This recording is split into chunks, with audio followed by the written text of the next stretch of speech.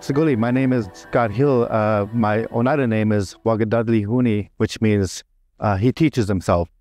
Could you tell us about your favorite childhood memory?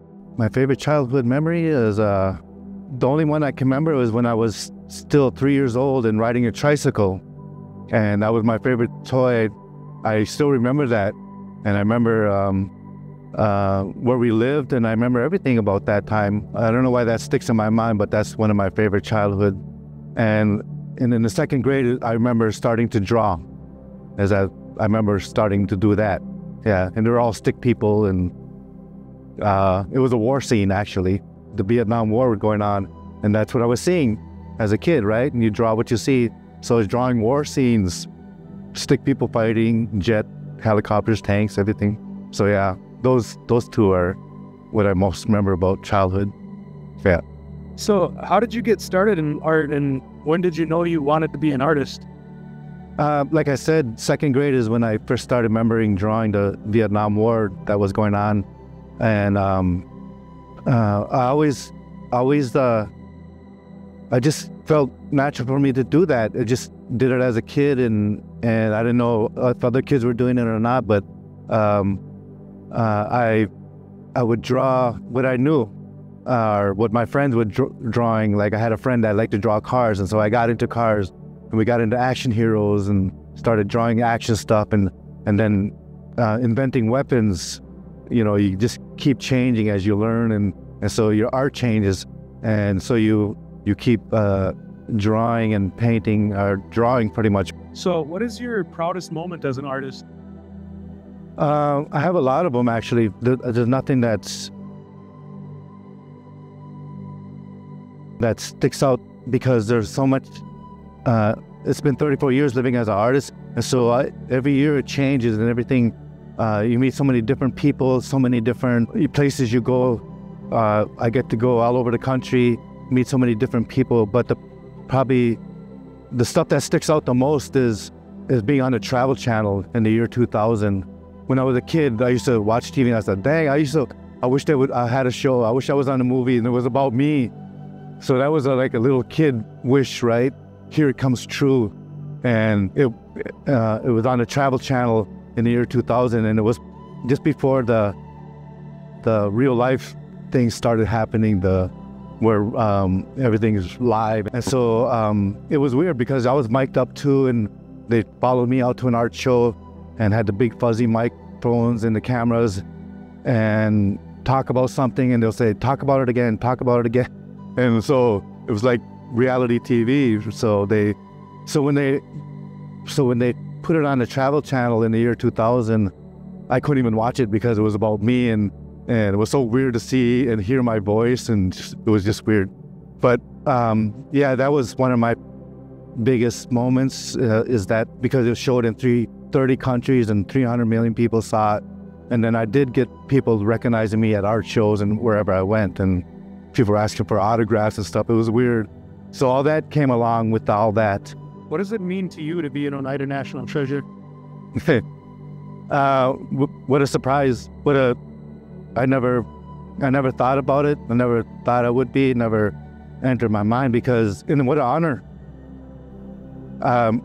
Most of the people that get those treasures passed away or did something really cool for the people a long time ago. So living as 34 years, I had to look back after I was told I was nominated and then I won. It made me look back at all these years of what I've done, of what I've been able to do with our culture and language, and talking to all these children over the years, going to schools and representing our art, our culture, and our designs, and explaining to all these non-native kids who loved it, who loved hearing all that, and keeping their attention with all the art, and bringing them art and explaining and telling every story about them. It was like the teachers would say, we never had presenters that kept their attention like that. And so I knew I was doing something special. And so all those things I had to think about after I was announced, and I was like, oh my God, what an honor. That's one of and I didn't think I was old enough.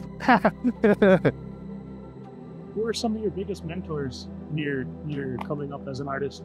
They weren't artists, they were my parents. My mom was the artist, but she didn't get to do it because she was raising 10 of us kids. So, but she would sit and doodle here and there. So I knew we were getting the art, the gift from. And her dad was a musician. He's from Sisseton, and we didn't get to know him, but that's what he was. So that is carrying through generations, right? Yeah. So my parents, who were hard workers, they didn't miss work. They're never late. My dad taught us how to work at home and make stuff and fixed up our own cars, and those two were made me dedicate myself to working hard and dedicating myself to hard work and continually, daily. I had to, if I was going to be an artist. What message or advice do you have for upcoming young artists?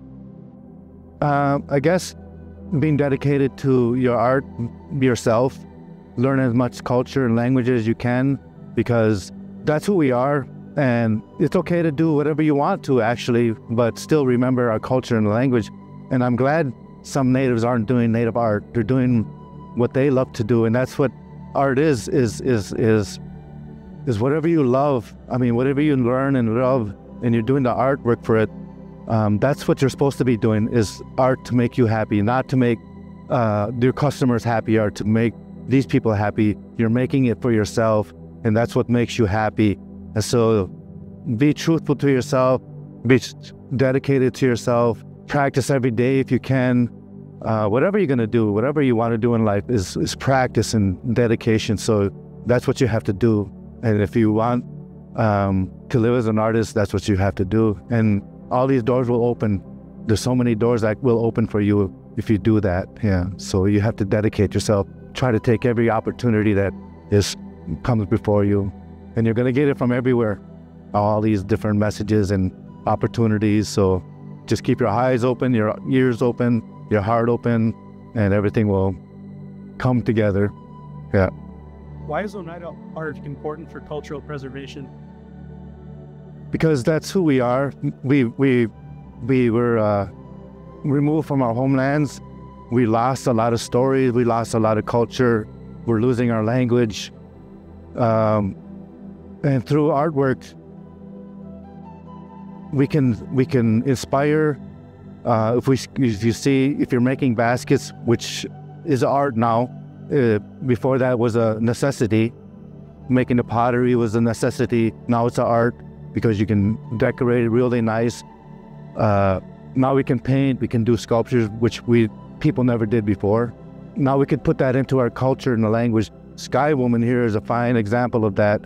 If we didn't have those stories, I would be painting barns and trees and whatever I see.